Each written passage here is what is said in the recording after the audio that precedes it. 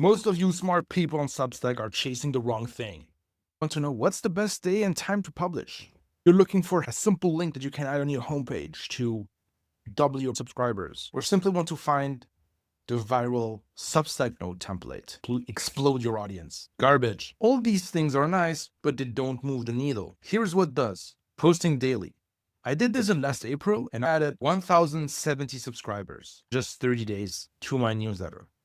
And now, maybe you're thinking, hey, I have a full-time job, or hey, I don't have enough ideas to write about, or any other lame excuse your brain came up with. I wrote all of my articles in under 60 minutes, and I'm not a robot. I'm a flesh and blood human like you. And I even stream this live on my YouTube channel. And today, I want to show you how you can post daily, never run out of ideas, and finally grow your Substack newsletters with hundreds of subscribers in the next 30 days. But before writing a single article, here's what I wanted to answer first. Because if you don't answer this question, you'll end up writing content that doesn't resonate with anyone and will not attract the right newsletter subscribers. And it's a mistake I see a lot of people who are just getting started actually make. And as a result, they spend months or even years posting content without achieving anything significant. And I don't want to be one of them. So the problem is that they don't know who they're writing for. And the problem is that when you don't know who you're writing for, two things actually happen. Is number one, you confuse people because someone sees your name in the feed and has no idea what they're about to get. And you confuse also the algorithm because it doesn't know who to show you to, so it shows you to nobody. And say you're a productivity coach and you write about getting more done, right? Sounds fine. It really kind of sounds like a topic. But who wants to get more done? Every freaking one, a busy mom, an overwhelmed CEO, a student who procrastinates, a freelancer who needs to deliver before the deadline. Every freaking one. These are 4 different people with 4 completely different problems and 4 completely different wallets too. What if you started actually helping burned out executives spend more time with their family without wrecking their career? Suddenly, you're not talking to 4 people. You're talking to one specific subscriber. And about the thing that actually keeps him up, missing his kid's soccer game again. Maybe you already have a vague idea about your best subscriber. Whether you have or not, I have a free prompt that you can grab in the description. I call it the best subscriber prompt. You simply take this prompt, paste it into Cloud or ChatGPT, and it will help you clarify your best subscriber, and it will also give you 10 content ideas that you can get started with. So now comes the next point, how to never run out of ideas to write about. Because the most important thing when you're publishing online is having interesting ideas. And I don't know about you, but I never get my best ideas in front of a screen. But when I'm driving, going for a walk, or before taking a nap. And you know what? Ideas are a bit like groceries. You know what you need to buy when you're opening the empty drawer in the kitchen. But if you haven't written it down, you forgot half of it when you're at the store. That's why I use a shopping list for my ideas too. So I simply create a simple content idea folder in my notes app, and I also use a voice dictation note-taking app called Letterly. I got into this habit of saving every tiny idea I have, so that when I sit down to write, I can pick from hundreds of ideas I've saved. So here are 3 simple rules I follow when creating my idea list. Number 1, I write it down immediately. Number 2, everything goes onto the list. Small ideas, big ideas, everything. Number 3, I don't organize it. I simply save it into a content idea bucket. That's it. Organizing is deciding, and deciding is another job. Then when I sit down to write, I open the list, pick whatever I'm most excited about that day, and that's it. Now, you know exactly how to never run out of ideas, but having ideas is actually not enough to post a daily article. And here's a big mistake I see a lot of writers do, is that they simply go with the flow. They have an idea, they start writing and dumping hundreds of words on the page, and then they stop.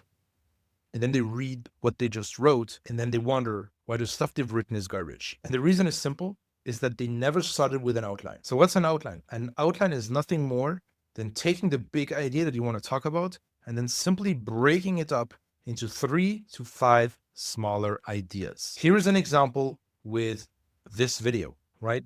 So the big idea is that you can actually post a daily article on Substack in less than 60 minutes to grow your newsletter subscribers. And then I've broken that idea down into even smaller bits and pieces. So if you remember, the first idea that I talked about was getting clear about your best subscriber. The second one was about building your idea list, right? The third one that we're talking about right now is to never write without an outline. And obviously, I won't spoil the next 2 points that are coming up. But as you can see, like each idea is basically different, but stitched together, it actually becomes an article. And there are 3 outlines that I use in my business that will help you write 95% of your articles blazing fast.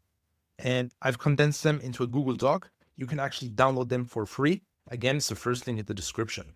And now that you have an outline, you can simply fill it with text. So you have your big idea, you have the smaller ideas, not just simply writing about them. And if you don't know how to write, hey, you could use AI to spit out an ugly first draft and then edit that crap if you wanted. Now you have a draft. Cool. But a draft is still not a publishable piece, which leads us to the next section, is not burning forever in editing hell. This part is going to be the one where you can waste the most time. And it might also be the one that keeps you from ever hitting publish. It's the editing part, right? It's where you have words on a page and you're just kind of overthinking every freaking word, right? And I know that it's tempting to sit on your article for 2 hours without actually making it better and simply trying making it different. And then you have to edit that version that you just made different. And it's basically a curse that never ends. So that's why I emphasize that spending time on the outline is so important, because it will actually help you eliminate and cut all that editing time. Because if you have a good outline, editing is fairly easy.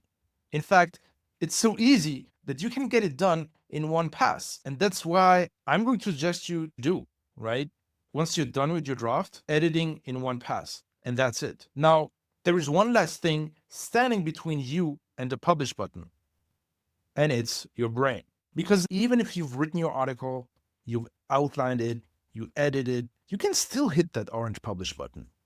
And you might be thinking, hey, what if there is a typo? What are my peers going to think, right? What if this is the one that makes people unsubscribe, right? And all these kind of doubts swirling around in your head. And I know that feeling because I was terrified of hitting send on my newsletters too, right? And even more so on my videos back in 2014 when I just got started with content creation. So I was convinced that people would unsubscribe or call me salesy or worse, kind of insult me, right? But let me tell you this. You're taking this way too seriously. Most people are going to read your stuff while on the toilet, stuck at a red light, or in a queue waiting for a coffee, right? So what takes you 60 minutes to write and 60 minutes to overthink and 60 minutes to edit, hey, it just takes them 3 minutes to scroll through. They'll forget about it by tomorrow. So perfection is a game that's basically lost in advance, right?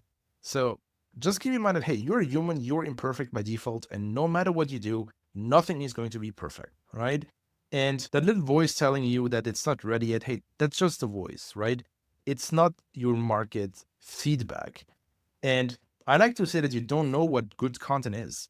I don't either, right? I just write something, put it in front of the audience, and then let the audience decide. And here's some proof to it, right? When I published my 30 articles in 30 days, you know what? Most of my articles got 3 or 4 shares, right? But then on April 14, one of the articles got 22 shares, right? And then another one, 5 days later, 26. So this was a clear vote about what my audience wanted to read, right? And I could not have told you in advance which of those 30 it kind of was going to be. And these are outliers. And you don't need 30 of them. You simply need a handful of them, right? But you can only find them by publishing, not by polishing, overthinking, or over editing. And if I'd stopped at day 5 because nothing seemed to be working, I'd never have found either one. I'm not telling you to kind of publish garbage. I'm simply telling you to do your best work in the time you've got and then simply let it go. And I just kind of have one more thing, and this is genuinely good news if you're just starting. It's that almost nobody's going to see your first post anyways, right? So that's your permission to kind of suck in public. That's basically a gift, right? So that's it. These are the secrets to actually start becoming a daily publishing machine in your spare time. And if you actually want a full playbook about how I've grown to over 10,000 subscribers on Substack, there is a video that you can click that's popping up right now.